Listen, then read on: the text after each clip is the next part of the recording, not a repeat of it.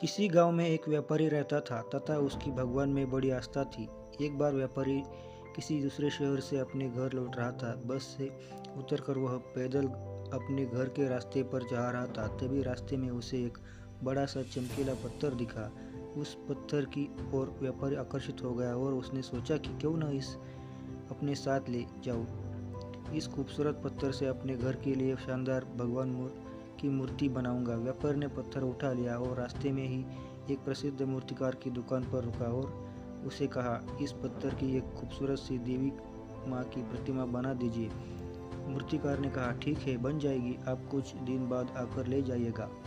अब मूर्तिकार ने उन पत्थर को तराशने का काम शुरू किया और अपने औजार लेकर पत्थर को काटने में जुट गया। जैसे ही मूर्तिकार ने पहला वार किया, उसे पता चला कि पत्थर बहुत ही कठोर है।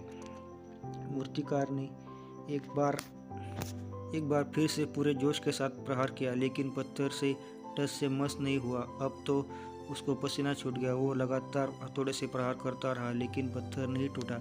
उसे लगातार कई दिनों तक प्रयास किए और अपनी तरफ से 99 मेहनत की, लेकिन पत्थर तोड़ने में नाकाम रहा। कुछ दिन के बाद जब व्यापारी मूर्तिकार से अपनी मूर्ति लेने आया, तब मूर्तिकार ने उसे सारी बात बताते हुए कहा कि इस पत्थर से तो आपकी मूर्ति बन नहीं पाएगी। व्यापारी सुनकर दुखी हो गया और अपना पत्थर लेकर वहाँ से चला गया।